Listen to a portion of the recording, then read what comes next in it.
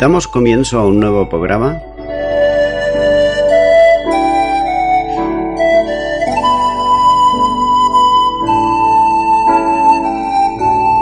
Servidores de Dios.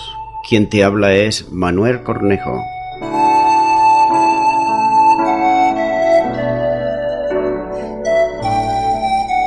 Este es un programa que está respaldado por la Iglesia Evangélica Misión Evangélica de Cataluña.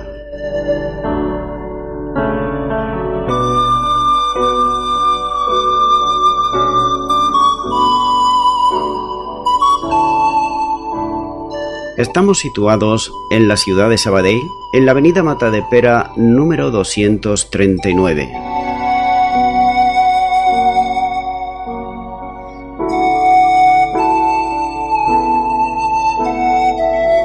Antes de dar introducción a la palabra de Dios, estaremos poniendo una alabanza.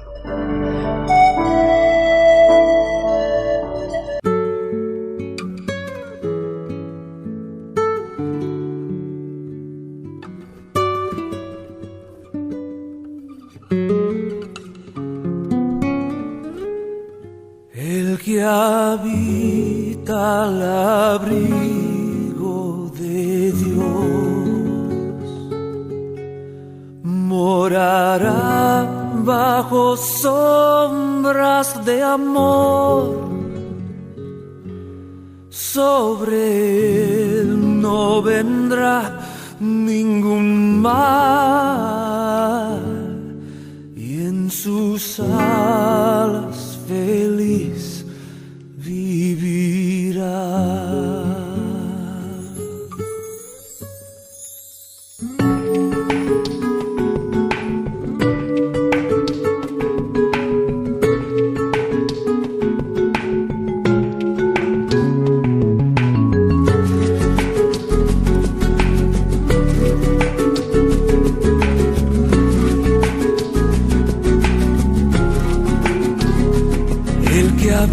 Al abrigo de Dios morará bajo sombras de amor. Sobre él no vendrá ningún mal y en sus alas feliz vivirá.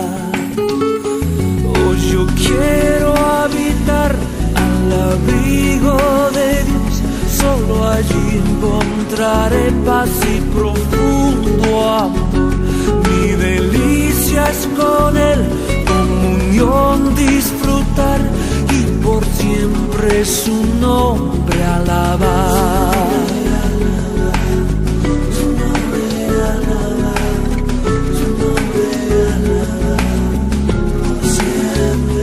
El que habita al abrigo de Dios ciertamente muy feliz será. Ángeles guardarán su salud y sus pies nunca resbalarán. Oh, yo quiero habitar al abrigo de Dios. Solo allí encontraré paz y profundo amor. Mi delicia es con él, comunión disfrutar y por siempre su nombre alabar.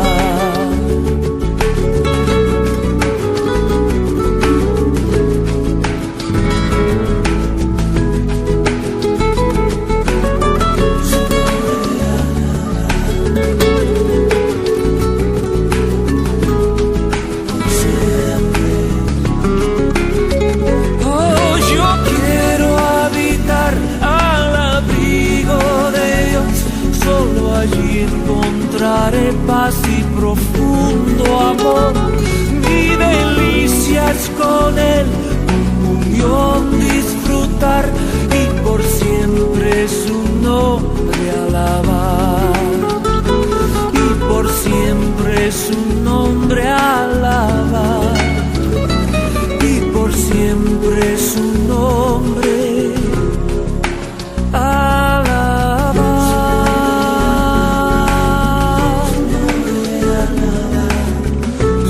Su nombre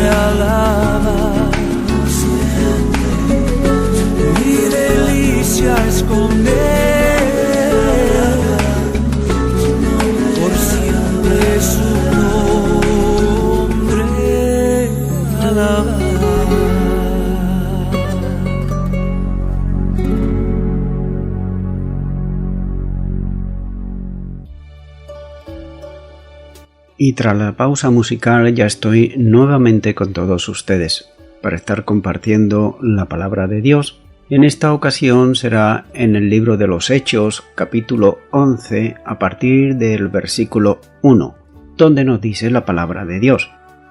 Oyeron los apóstoles y los hermanos que estaban en Judea, que también los gentiles habían recibido la palabra de Dios. Hallaremos aquí, en los versículos del 1 al 3, nos va a estar hablando de la posición judía. Y dice la primera parte de este versículo: oyeron los apóstoles y los hermanos que estaban en Judea. Lo ocurrido en casa de Cornelio corrió rápidamente por todas las iglesias en Judea. De forma especial llegó a oídos de la iglesia que estaba en Jerusalén, en donde estaban también los apóstoles. Según el texto occidental, Pedro se detuvo un tiempo largo en Cesarea y luego se ocupó de un periodo de enseñanza en la región entre Cesarea y Jerusalén. Por otro lado, no tenemos detalles que permitan saber cómo la noticia llegó a Judea y a Jerusalén, pero lo importante es que alcanzó a todas aquellas iglesias. Y nos sigue diciendo la segunda parte de este versículo, que también los gentiles habían recibido la palabra de Dios. Hay que considerar que lo que circulaba era que también los gentiles habían recibido el Evangelio, habían creído en Cristo, y había descendido sobre ellos el Espíritu Santo y habían sido, además, bautizados. Probablemente, la noticia fue llevada por algún judío celoso que, tal vez, dio una visión parcial de lo que realmente se había producido allí. Y esto produjo alarma en la iglesia en Jerusalén. Hasta aquel momento, los apóstoles y en general todos los judeocristianos que vivían allí no habían tenido problemas graves. Los helenitas habían sido perseguidos, pero no el resto.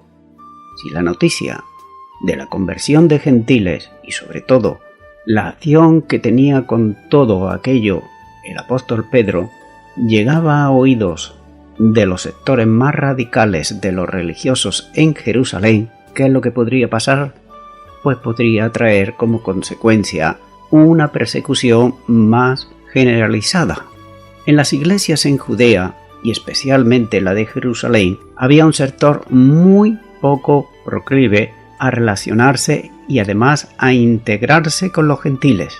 Estos eran los que se le llama de la circuncisión. Ellos posiblemente no entendían cómo las bendiciones conferidas en el pacto con Abraham, que eran destinadas a él y sus descendientes, podían también alcanzar a los gentiles, sin que estos no tuvieran que hacerse la circuncisión como señal de identificación con el pueblo de la promesa y además guardar los mandamientos de la ley, especialmente en cuanto a las prohibiciones de comidas y bebidas, a guardar el día de reposo y otras solemnidades propias del pueblo de Israel. Es muy probable que el principal líder de la iglesia en Jerusalén, es decir, Santiago, el hermano del Señor, estuviese en una línea más próxima al pensamiento de los llamados de la circuncisión. Continúo ahora con el versículo 2, donde nos dice la palabra de Dios. Y cuando Pedro subió a Jerusalén, disputaban con él los que eran de la circuncisión. Dice la primera parte de este versículo: y cuando Pedro subió a Jerusalén. Pedro, bien sea directamente desde Cesarea o desde algún otro lugar donde pudiera haber estado ministrando, regresó de nuevo a Jerusalén. El texto latino transcrito en el aparato crítico dice que el apóstol se detuvo bastante tiempo para enseñar a creyentes en otros lugares, regresando finalmente a Jerusalén. Lo que hubiera pasado durante el tiempo desde que dio por terminada su estancia en casa de Cornelio hasta su llegada a Jerusalén no tiene importancia. Lo que quiere destacar aquí Lucas es el hecho de que el apóstol vino nuevamente a la iglesia donde había salido, que era de Jerusalén. Y nos sigue diciendo la segunda parte de este versículo que disputaban con él los que eran de la circuncisión. A su llegada, tuvieron con él una confrontación censurándole. ¿Quiénes son estos llamados de la circuncisión? El sentido de esta frase es fácil de determinar y por ello no es fácil establecer la extensión de quiénes eran estos. Todos los cristianos de la iglesia en Jerusalén hay que hacer notar que eran de ascendencia judía, por lo que no puede pensarse en toda la iglesia, sino más bien en un sector de la misma. No puede entenderse tampoco como una división dentro de la propia iglesia entre gentiles y judíos, como se usa en otro lugar, por ejemplo, en Colosenses. Más tarde escribiría el apóstol Pablo, Colosenses 4:11, donde dice: y Jesús, llamado justo, que son los únicos de la circuncisión, que me ayudan en el reino de Dios y han sido para mí un consuelo. Sin embargo, hay que tener en cuenta que no es posible que en ese tiempo hubiera un gran grupo de cristianos procedente del mundo gentil. Es más bien, debería ser hasta imposible, ya que estaba causando asombro lo ocurrido en casa de Cornelio. También debe de destacarse que lo de la circuncisión comprendiese a la iglesia entera, incluyendo también a los líderes y a los apóstoles. Debe entenderse mejor a los que más tarde serían los judaizantes. Estos eran creyentes que estaban firmemente apegados a la observancia mosaicas y cuya tendencia causarían dificultades en la iglesia de aquellos años, como observamos por ejemplo en este libro de los Hechos capítulo 15 versículo 1 y versículo 5 y también en Gálatas capítulo 2 versículo 4 y versículo 12. Estos, lo de la circuncisión, confrontaron al apóstol nada más llegar.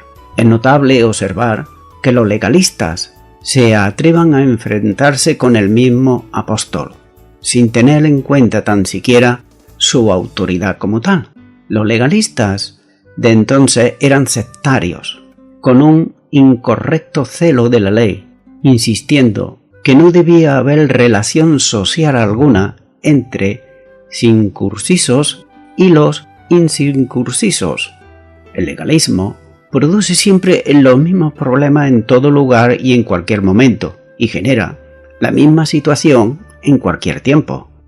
Continúo ahora con el versículo 3, donde sigue diciendo la palabra de Dios, diciendo: ¿por qué has entrado en casa de hombres incircuncisos y has comido con ellos? Esta pregunta que le hacen a Pedro, nada más llegar, pareciera que está sugiriendo una forma de reprensión, que debe trasladarse más bien en forma de interrogatorio o en forma interjectiva, ya que el reproche que le hacen los de la circuncisión no tiene que ver con asuntos doctrinales, sino con formas de comportamiento que ellos entendían que no eran legítimas. Las acusaciones consistían en afearle por haber entrado en casa de hombres incircuncisos y haber comido además con ellos. Nótese que el problema no era si Pedro había predicado el evangelio a los gentiles y si Dios lo había salvado. No, el problema para ellos no era eso, sino formularle su reproche en relación con lo que se consideraba un grave quebrantamiento de la tradición. Nótese por otro lado que el primer reproche era el haber entrado en casa de hombres incircuncisos. El texto griego denota un aspecto despectivo de esa palabra, que era uno de los insultos que solían ellos dirigir a los gentiles. El segundo reproche complementaba al primero, ya que no sólo entrates a casa de incircuncisos, sino que además también comites con ellos. Así que las dos cosas eran un quebrantamiento de las tradiciones que no estaban dispuestos lo de la incircuncisión a aceptar, ya que comer con un gentil significaba, para los ortodoxos judíos, la posibilidad de comer cosas impuras y carne que no había sido sangrada convenientemente. Por eso, las tradiciones pesaban grandemente en el corazón de los judíos. Pedro mismo había manifestado su aversión a entrar en casa de gentiles, hasta que Dios le dijo que lo hiciera, como así lo muestra el capítulo 10 y versículo 28 de este libro de los Hechos. De ahí que lo que importaba al sector legalista no era lo que había ocurrido espiritualmente hablando con los gentiles, sino saber cuáles eran las razones que podía aportar el apóstol para justificar una acción contraria a sus tradiciones, como era el haber entrado en casa de gentiles y comer con ellos. Es notable, por otro lado, ver que el mismo reproche que hacían a Pedro lo hicieron antes también al mismo Señor Jesús, cuando dice en el Evangelio de Lucas capítulo 15 y versículo 2: Y los fariseos y los escribas murmuraban diciendo: Este a los pecadores recibe, y con ellos come. Hasta aquí hemos visto los 3 primeros versículos de este capítulo 11 del libro de los Hechos, que nos habla de la posición judía. Pero ahora veremos, desde los versículos 14 al 17, nos va a estar hablando del informe de Pedro. Así que proseguimos con el versículo 4, donde nos dice la palabra de Dios. Entonces comenzó Pedro a contarles por orden lo sucedido diciendo. Notamos que Pedro inició un relato detallado, es decir, ordenadamente, paso a paso, de lo que había sucedido, comenzando por la visión que tuvo en Jope del lienzo con animales que descendió del cielo. Prosigo con el versículo 5, donde dice: Estaba yo en la ciudad de Jope orando, y vi en éxtasis una visión, algo semejante a un gran lienzo que descendía, que por las 4 puntas era bajado del cielo y venía hasta mí. Lucas traslada aquí un relato abreviado del éxtasis de Pedro, escrito antes en el capítulo 10 y los versículos 11 al 16, omitiendo detalles como que había subido al terrado de la casa al mediodía y que tenía hambre mientras le preparaban la comida. El apóstol le relata una visión del lienzo que descendía desde el cielo y venía hacia él. El comentario de esto se hizo con más detalle en el capítulo anterior, es decir, el 10. Continúo ahora con el versículo 6, donde sigue diciendo la palabra de Dios. Cuando fijé en él los ojos, consideré y vi cuadrúpedos terrestres y fieras y reptiles y aves del cielo. Nuevamente se detalla en la visión del lienzo que, suspendido, sus 4 puntas descendía desde el cielo a la tierra y venía a la proximidad del lugar donde él estaba. Fijándose en su contenido, Pedro descubrió en lo abundante cantidad de diversos animales, entre los que había cuadrúpedos, fieras o bestias salvajes, reptiles, aves del cielo. Es interesante, por otro lado, observar que añade aquí fieras, que no se mencionan en la descripción anterior de esta visión. Los 4 grupos de animales citados aquí concuerdan con la división de los animales en el relato de la creación, salvo que no aparecen los peces en el lienzo y sí entre los de la creación, como así lo muestra en Génesis capítulo 1, versículo 26, y también el libro de los Salmos, capítulo 148 y versículo 10. Continúo ahora con el versículo 7, donde sigue diciendo la palabra de Dios. Y oí una voz que me decía: Levántate, Pedro, mata y come. Continuando con la descripción de la visión que había tenido en Jope, dice que oyó también una voz que hablaba con él. Es interesante observar que no menciona el nombre de Dios, de quien provenía la voz, como es propio de judíos, que procuraban evitar pronunciar el nombre de Dios si fuera posible. Con todo, identificará más adelante que la voz procedía del cielo, versículo 9. Aquella voz que procedía del mismo lugar desde en donde descendía el lienzo, le instaba a que se levantase, matase de lo que había en el lienzo y además comiese. Continúa ahora con el versículo 8, donde nos sigue diciendo la palabra de Dios. Y dije, Señor, no, porque ninguna cosa común o inmunda entró jamás en mi boca. Enfáticamente Pedro rechazó la instrucción que recibía por medio de la voz que hablaba con él. En esta ocasión, la respuesta que traslada es todavía más próxima a la del profeta Ezequiel, que hace en su profecía cuando dice, nunca en mi boca entró carne inmunda. Ezequiel capítulo 4 y versículo 14. Pedro está poniendo de manifiesto delante de todos que no estaba dispuesto a separarse de lo que siempre había cumplido, sujetándose a la distinción que la ley establecía entre animales limpios e inmundos, testificando que nunca había quebrantado aquella disposición. Continúa ahora con el versículo 9, donde nos sigue diciendo la palabra de Dios. Entonces la voz me respondió del cielo por segunda vez, lo que Dios limpió, no lo llames tú común.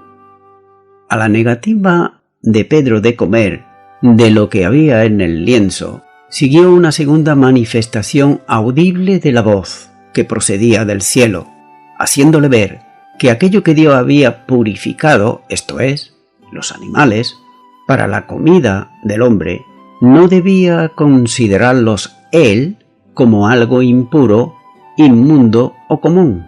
Pedro enseña que la ley ceremonial, en este punto, había quedado abolida y que Dios había quitado toda distinción entre animales puros e impuros.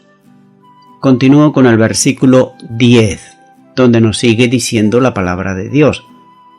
Y esto se hizo por 3 veces, y volvió todo a ser levantado arriba al cielo. El mensaje divino fue reiterado por 3 veces, constituyendo una serie de advertencias en esa triple manifestación. Terminado esto, el lienzo con los animales que contenía se retira nuevamente al cielo de donde había descendido.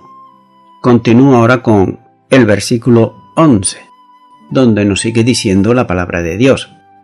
Y he aquí, luego llegaron 3 hombres a la casa donde yo estaba, enviados a mí desde Cesarea. Pedro sigue diciendo que los mensajeros enviados desde Cesarea por Cornelio llegaron enseguida, es decir, inmediatamente, después de la visión que Cornelio había tenido. No hace ninguna referencia en esta ocasión a la condición de aquellos hombres.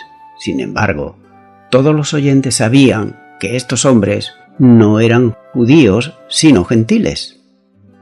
Continúo ahora con el versículo 12, donde nos dice, y el Espíritu me dijo que fuese con ellos sin dudar. Fueron también conmigo estos 6 hermanos y entramos en casa de un varón. Dice la primera parte de este versículo, y el Espíritu me dijo que fuese con ellos sin dudar.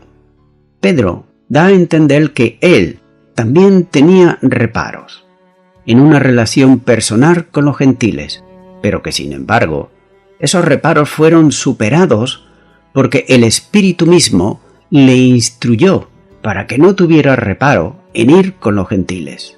De manera que Pedro no debía hacer más distinción entre persona y persona, entre judíos y gentiles. Para Dios, todos eran iguales. Por tanto, nadie podía seguir acusándolo de haber ido a casa de gentiles como si se tratase de una decisión personal de él, sino que lo hizo porque el mismo Espíritu Santo se lo mandó. Dice la segunda parte: fueron también conmigo estos 6 hermanos y entramos en casa de un varón. Con él, como testimonio evidente de cuanto está contando, fueron también aquellos 6 hermanos que estaban presentes. Ellos podían testificar de la veracidad del relato que estaba haciendo aquí el apóstol Pedro. Aquellos creyentes estaban en Jope y posiblemente fuesen miembros de la iglesia allí, pero por alguna razón que no se dice en el relato, habían acompañado a Pedro a Jerusalén. Tal vez el apóstol sabía lo que se iba a producir, en otras palabras, lo que se iba a encontrar por la acción de lo de la circuncisión, de modo que fue un acierto que lo acompañaran quienes habían estado con él en Cesarea y además habían visto todo cuanto había ocurrido allí. Continúo ahora con el versículo 13, donde nos sigue diciendo la palabra de Dios, quien nos contó cómo había visto en su casa un ángel, que se puso en pie y le dijo: envía hombre a Jope y haz venir a Simón, el que tiene por sobrenombre Pedro. Siguiendo el orden de los acontecimientos, está relatando Pedro el testimonio de Cornelio en relación con la visión del ángel, que se le apareció en su casa. Dice que, puesto en pie, dándole instrucciones, aunque en síntesis, el relato es idéntico al del capítulo anterior. Aparecen algunas diferencias en cuanto a la expresión, como muestra en Hechos capítulo 10, versículos 4 al 6 y versículos 31 al 32. Así que Cornelio debía enviar, por orden del ángel, a Jope para buscar a un llamado Simón que tenía por sobrenombre Pedro. Continúo ahora con el versículo 14, donde sigue diciendo la palabra de Dios. Él te hablará palabras por las cuales serás salvo tú y toda tu casa. Una notable diferencia aparece aquí en lo que el ángel, según el testimonio de Pedro, dijo a Cornelio. Las palabras de Pedro serían para salvación tanto de él como de su casa, aunque el testimonio que da el Espíritu sobre Cornelio es que era un hombre temeroso de Dios y generoso con el prójimo, como así muestra Hechos capítulo 10 y versículo 2. La salvación no es por méritos humanos, sino que es por gracia mediante la fe. De ahí la necesidad de que Pedro le comunicara el mensaje de salvación, de manera que el ángel prometió la salvación a Cornelio y los suyos. Sin duda, éste esperaría alcanzarla mediante el cumplimiento de la ley, como se enseñaba en la sinagoga, la que él iba, pero tan solo la fe en el Salvador, al margen de cualquier obra humana, es el que es el único medio de la justificación del pecador, como así nos lo muestra Romanos 5:1. Solo por medio de la fe en Jesucristo sería salvo, y de la misma manera lo sería también todo lo de su casa. Pero es muy necesario entender bien que no se trata de una promesa de salvación, es decir, no se le dice a Cornelio que por ser salvo sería también todo lo de su casa, ya que la salvación es personal e individual. Esto muchas veces se convierte en un error, que se produce de una forma genérica, es decir, que hay personas que piensan que por ser salvo un miembro de su familia o creer en Jesucristo y vivir la vida que a Dios le agrada, pues que ellos también son salvos. Lo que está diciendo el ángel a Cornelio, que proclamaría Pedro en su mensaje, contendría lo que era necesario para su salvación y del mismo modo que él sería salvo si lo recibía en su corazón, así también lo serían todo lo de su casa si también lo recibían en su corazón. ya que no hay distinción entre personas. Solo por gracia mediante la fe se salvan las personas, como dice Efesios 2, 8 y 9. Es por eso que tanto pobres como ricos, como siervos, como libres, como hombres, como mujeres, como niños, como ancianos, como judíos y gentiles, todos serían salvos si confiaban en el Señor Jesucristo y recibían la palabra en su corazón. Los criados de Cornelio, sus subordinados, los mismos de su familia directa e inmediata, serían salvos del mismo modo que lo sería él. Y voy concluyendo ya con esto.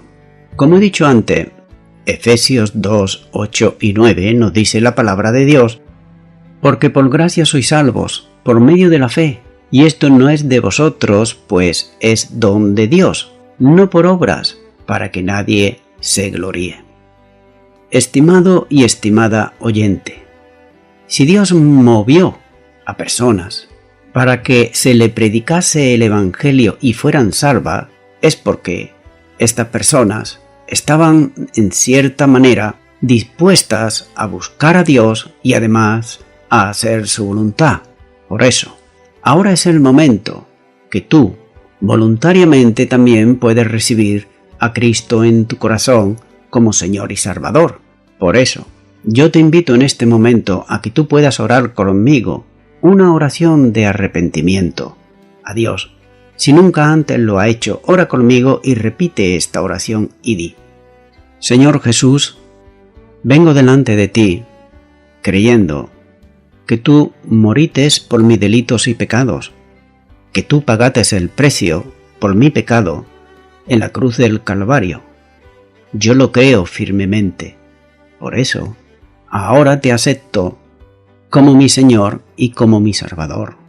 Quiero darte gracias y entiendo que la salvación no es por obras, sino que es por fe, como dice tu palabra. Gracias, en tu nombre, en el nombre de Jesús. Amén.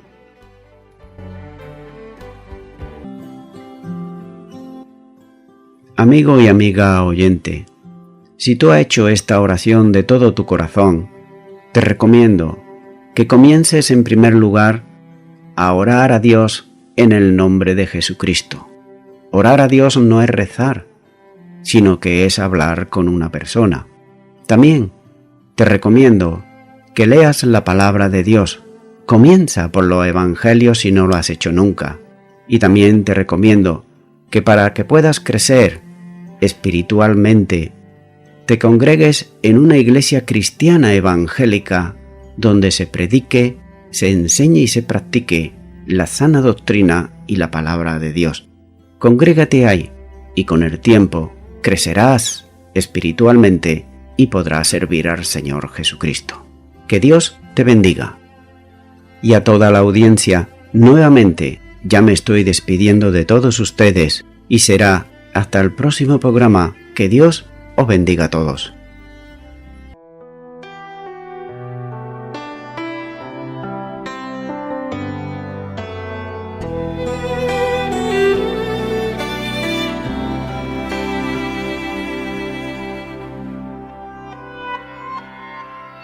Yo he visto el dolor acercarse a mí, causarme heridas, golpearme así, y hasta llegué a preguntarme, ¿dónde estabas tú?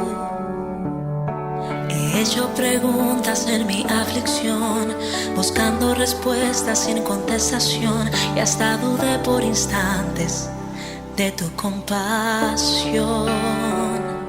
Y aprendí que en la vida todo tiene un sentido, y descubrí que todo obra para bien, y que al final será mucho mejor lo que vendrá. Es parte de un propósito y todo bien saldrá. Siempre has estado ahí, tu palabra no ha fallado y nunca me has dejado. Descansa mi confianza sobre ti.